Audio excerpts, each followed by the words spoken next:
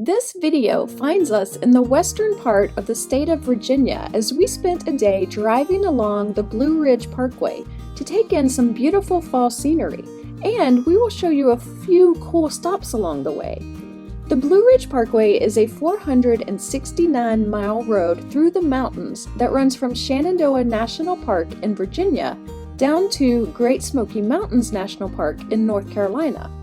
Since we only had one day to explore, we are only sharing the Virginia half of the road with you. Our starting point is just a few miles north of the Virginia-North Carolina state line in Galax, Virginia, at the Blue Ridge Music Center. This museum and visitor center is dedicated to celebrating the history and importance of music to the residents of the Blue Ridge Mountains. As you tour through the museum, you learn about the roots of bluegrass and country music that got their start in this region. You'll learn about the importance of instruments like the fiddle and the banjo, as well as the European folk music and African American traditions that influenced this style of music. You will be introduced to some of the most important performers from the early days of this style of music and even listen to some recordings of their performances. The Blue Ridge Music Center is operated by the National Park Service. It is open from mid-May through October. Every day that it is open, it features a live music performance in the breezeway at the center, held at noon, called Midday Music. We sat for about half an hour of the performance the day we visited. Even though this isn't really the style of music I usually listen to, bluegrass and country is what my parents listened to as they raised me in this same mountain area. So I definitely have an appreciation for it and enjoyed listening for a bit before we started exploring the Parkway.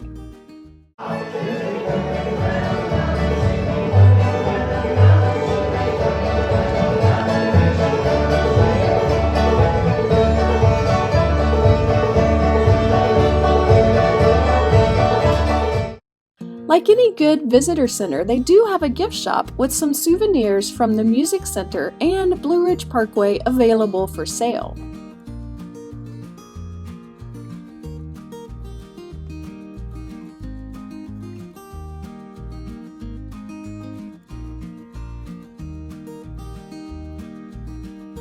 Often called America's favorite drive, the Blue Ridge Parkway itself, all 469 miles of it, is a national park which protects the scenic landscapes along the crest of the Blue Ridge Mountains, which are part of the larger range of the Appalachian Mountains.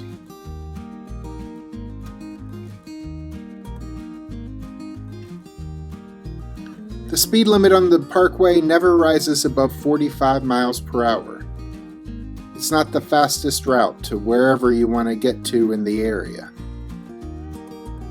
It's designed to make visitors take it slow, through the countryside, with many overlooks along the way, where you can park in a parking lot, get out of your car, and read about the area's history and admire the view. Along the way, there are about 370 miles of hiking trails through the mountains, as well as visitor centers and notable stops to take in a bit of area history. Like this one. We stopped off to see this historic cabin, which was the home of a woman known as Aunt Oralina Puckett. She married a farmer at age 16 and helped him around the farm until starting a new career as a midwife at age 50. From that time on, she assisted with the births of over 1,000 babies. In the beginning, she charged just $1 per birth. In better financial times, she would charge as much as $6 per birth. Unfortunately, none of Aunt Oralina's own 24 babies survived past infancy. She lived in this cabin towards the end of her 102 years of life.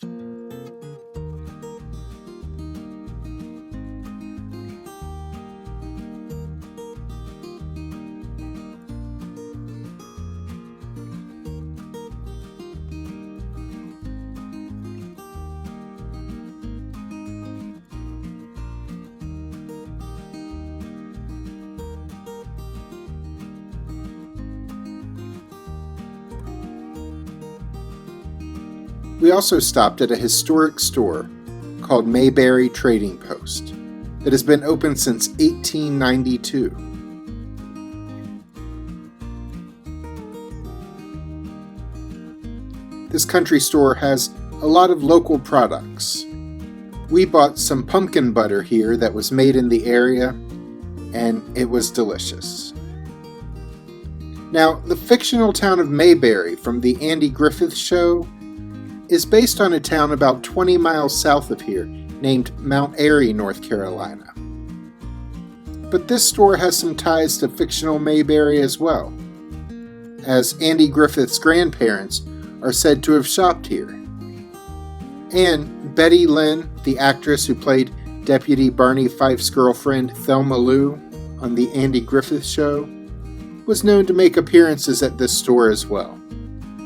In fact, they have some autographed pictures of her hanging in the back of the room of the trading post, along with other historical photos of people in the area.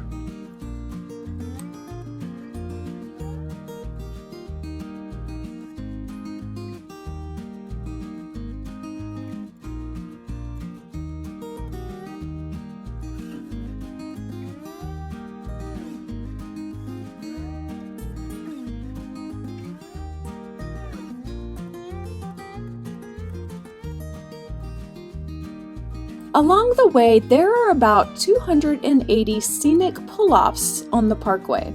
Though a number of them are not as scenic as they used to be, trees and other vegetation have grown up in areas, resulting in some stops not offering great views of the mountains, but there are still many gorgeous views to be seen. Many of the hiking trails through these mountains start and end at these scenic stops.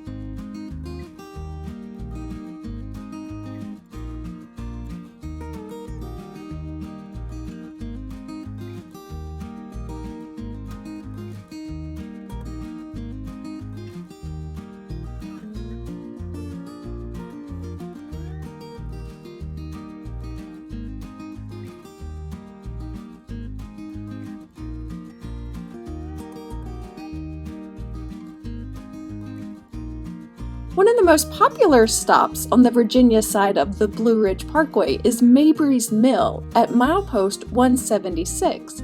This is one of the most photographed spots on the Parkway.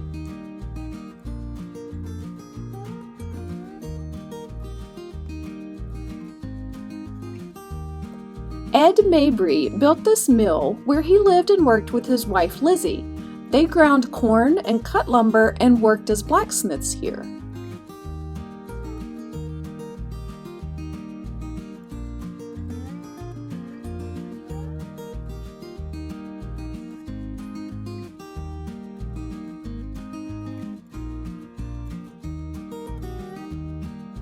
A historic cabin has been added to the land from a nearby farm. It was not the Mabry's cabin, but it is another historical site to check out on the property.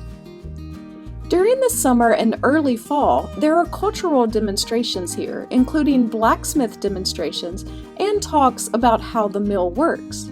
There are also occasional music performances here on weekends during that time.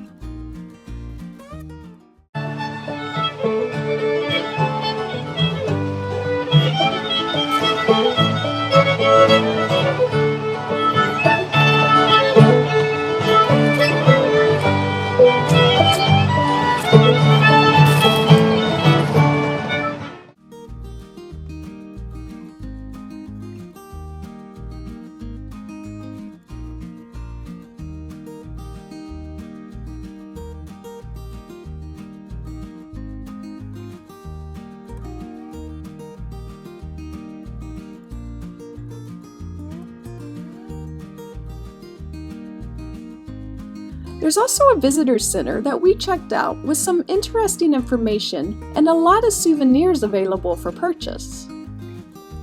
That visitor center is closed from mid-November to mid-April, but visitors can still visit and stroll the grounds year-round from sunrise to sunset. Most facilities along the Parkway are closed during winter, but you can still drive the Parkway and get out and view the scenic stops, weather permitting. Some sections of the road are often closed in the winter due to snow or ice. Always check the road status information on the Blue Ridge Parkway before traveling, as part of the road could be closed for various reasons any time of the year. Detour signs will be posted if there is a partial closure. It's also good to download a map of the Parkway to your phone, as cell service is spotty in some places. Mile markers were small, and they were on the left-hand side of the road if you're traveling north, or the right-hand side of the road if you are traveling south. Be on the lookout for them to know where you are along the road. We spent over 5 hours traveling just 128 miles at 45 miles per hour and stopping to explore along the way, and we really enjoyed the day. Our travel ended at Peaks of Otter, where we stayed right along the Parkway at Peaks of Otter Lodge, and even went hiking on one of the mountains the next morning, but that is what our next video is about, so be sure to subscribe to the channel and click the notification bell so you will know the next time we're traveling through.